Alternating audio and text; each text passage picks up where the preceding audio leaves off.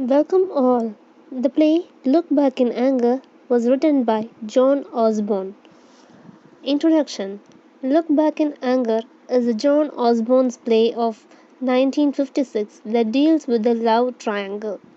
It was a genuine drama about real events and people, an authentic picture of the younger generation in post war English society. For this, it became a kind of myth.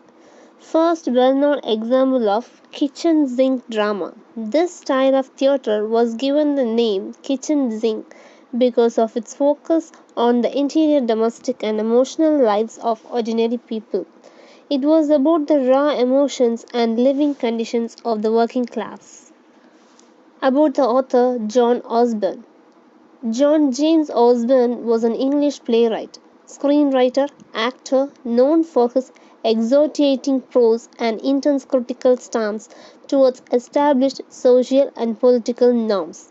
He was born on 12th of December 1929 and died on 24th of December 1994. His movies are Get Carter, Look Back in Anger, The Extrainer, Entertainer, Tom Jones, and The First Love. Books: A Best Class of Person, Damn You, England, West of US. About the kitchen sink drama. Kitchen sink drama is a term used to denote plays that rely on realism to explore domestic social relations. Osborne's play returned imagination to the realist genre by capturing the anger and the immediacy of post war youth culture and the alienation that resulted in the British working classes. Look Back in Anger was able to comment on a range of domestic social problems in this time period. Most importantly, it was able to capture through the character of Jimmy Porter the anger of this generation that irritated just below the surface of best British culture. The themes of the play Look Back in Anger are alienation and loneliness, the angry young man, apathy and passivity, class conflict, identity crisis, sexism, loss of childhood, real life, sloth in British culture, rise and fall of British Empire, and masculinity in art. The first theme is alienation and loneliness. He cannot reconcile himself to upper classes. He is a social rebel. Though he is graduate, he is earning his livelihood by running a sweet stall with the help of Cliff. He has tried his hand at many other occupations, but he could not stick to any one of them. He is dissatisfied with his wife because the society has not treated him well. He feels that he is unwanted by the society because he has been unable to find a suitable career. So he may be regarded as a male-adjusted person both at home and outside. The second theme is the angry young man. Osborne's play was the first to explore the theme of angry young man. Usually disillusioned with British society, Jimmy as a angry young man perfectly.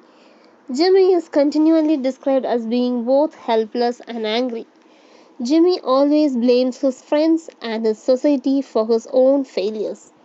As a result of Jimmy's own failures, Jimmy is angry as he sells inexpensive candy at the market. Another way that Jimmy Potter fits into the angry young man category is his hatred of Allison's relatives. They belong to the upper class of people. Anyone in the angry young man movement, due to their low social status, would be recruited to dislike anyone of upper class heritage. The next theme is apathy and passivity. Although Allison is the direct target of Jimmy Porter's criticism, her apathy and passivity are just the immediate representation of the attitudes that Jimmy Porter sees as discouragement in the whole of society.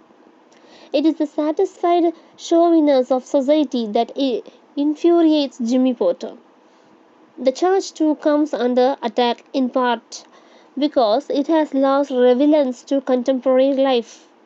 Jimmy Porter sees the church as providing an easy escape from facing the pain of living in the world.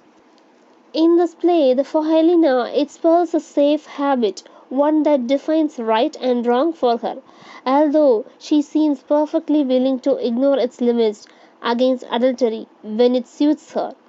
Of course, Jimmy has also slipped into a world of shameness as illustrated by the 3 Sunday evenings spent reading the newspapers and even the direct replacement of Alison at the ironing board with Helena.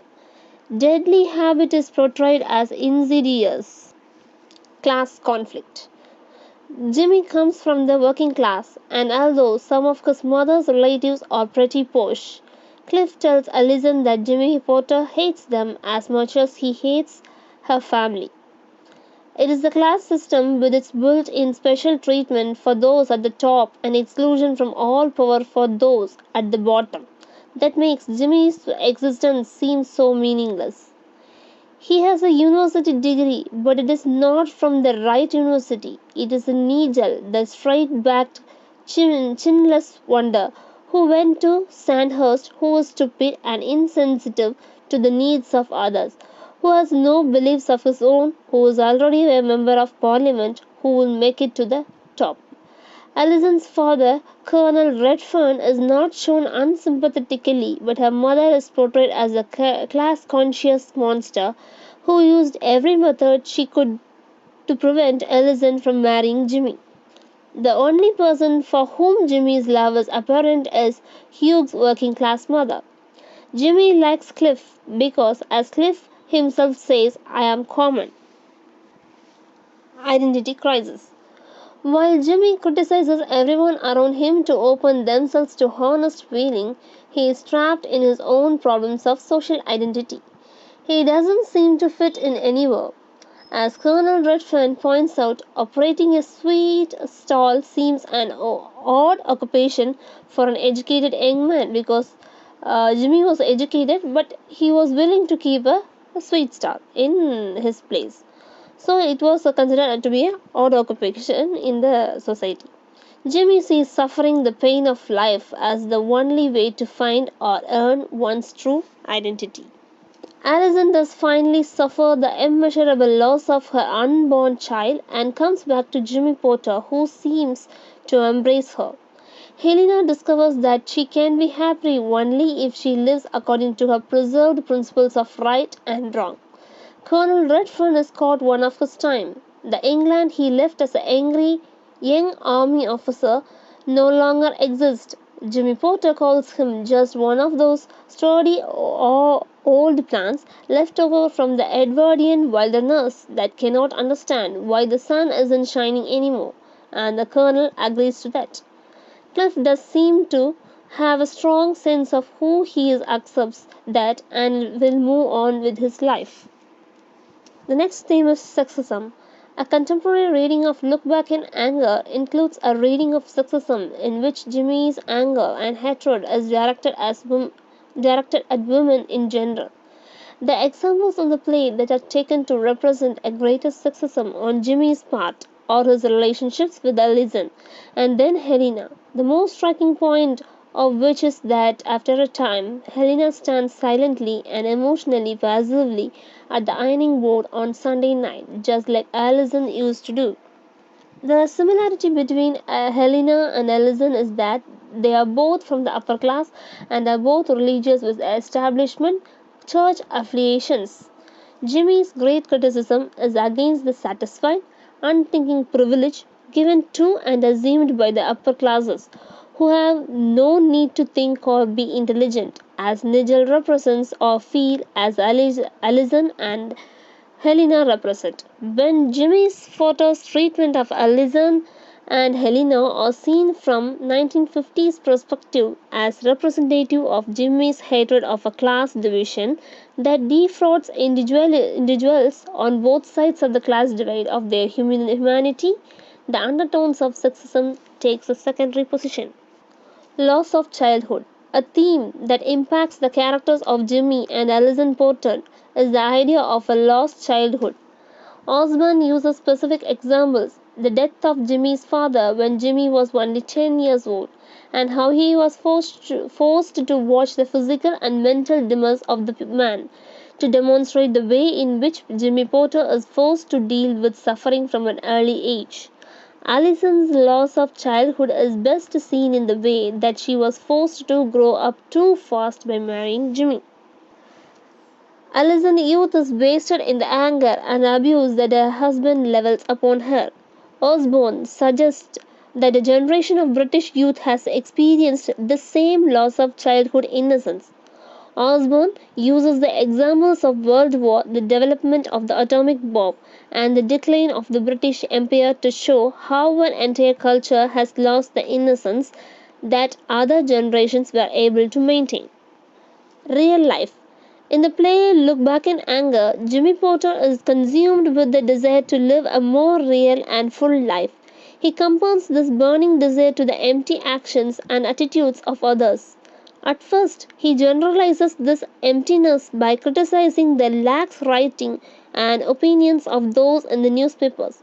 He then turns his angry gaze to those around him and close to him, that is, Allison, Helena, and Cliff. Osborne's argument in the play for a real life is one in which men are allowed to feel a full range of emotions. The most real of these emotions is anger, and Jimmy believes that this anger is his way of truly living. This idea was unique in British theatre during the play's originally run. Osborne argued in essays and criticisms that until his play, British theatre has subsumed the emotions of characters, rendering them less realistic. Jimmy's desire for a real life is an attempt to restore raw emotions to the theatre. Sloth in British culture. Jimmy Porter compares his quest for a more vibrant and emotional life to the slothfulness of the world around him. It is important to note that Jimmy does not see the world around him as dead, but merely asleep in some fundamental way. This is a fine line that Osborne walks throughout the play. Jimmy never argues that there is a nihilism within British culture. Instead, he sees a kind of slothfulness of character. His anger is an attempt to awaken those around him from this cultural sleep. This slothfulness of emotion is best seen in the relationship between Allison and Cliff. Allison describes her relationship with Cliff as comfortable. They are physically and emotionally affectionate with each other, but neither seems to want to take their passion to another level of intimacy. In this way, their relationship is very lazy. They cannot awaken even enough passion to complete their affair. Jimmy seems to subconsciously understand this, which is the reason he is not jealous of their affection towards one another. The rise and fall of the British Empire. The character of Colonel Redfern, Allison's father, represents the decline of and nostalgia for the British Empire. The colonel had been stationized for many years in India, a symbol of Britain's imperial reach into the world. The Edwardian age, which corresponded to Britain's height of power, had been the happiest of his life. His nostalgia is representative of the denial that Osborne sees in the psyche of the British people. The world has moved on into an American age, he argues, and the people of the nation cannot understand why they are no longer the world's greatest power. Masculinity in art. This is seen in the play in specific examples in which Jimmy Porter emotionally distresses Allison, his wife, and delivers a grisly monologue in which he wishes for Allison's mother's death. Osborne, however, declared that he is attempting to restore a vision of true masculinity into a 20th century culture that he sees as becoming increasingly feminized. This feminization is seen in the way that British culture shows an indifference to anything but immediate personal suffering. This causes a deadness within which Jimmy's visceral anger and masculine emotion is a revenge against. He berates her in a rude attempt to get her strike out at him. to stop sitting on the fence and make a full commitment to her real emotions. He wants to force her to feel and to have vital life. He calls her Lady Pusillanimous because he sees her as too cowardly to commit to anything.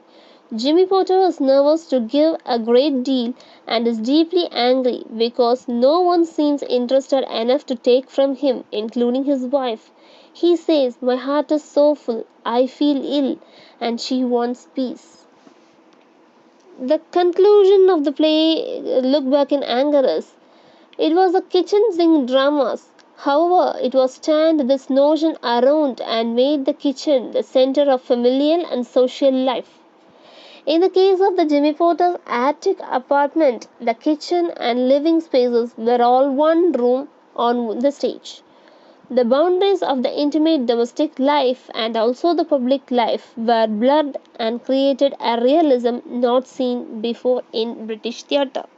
And that's the end of the play Look Back in Anger Themes by John Osborne was described in this video. Thank you.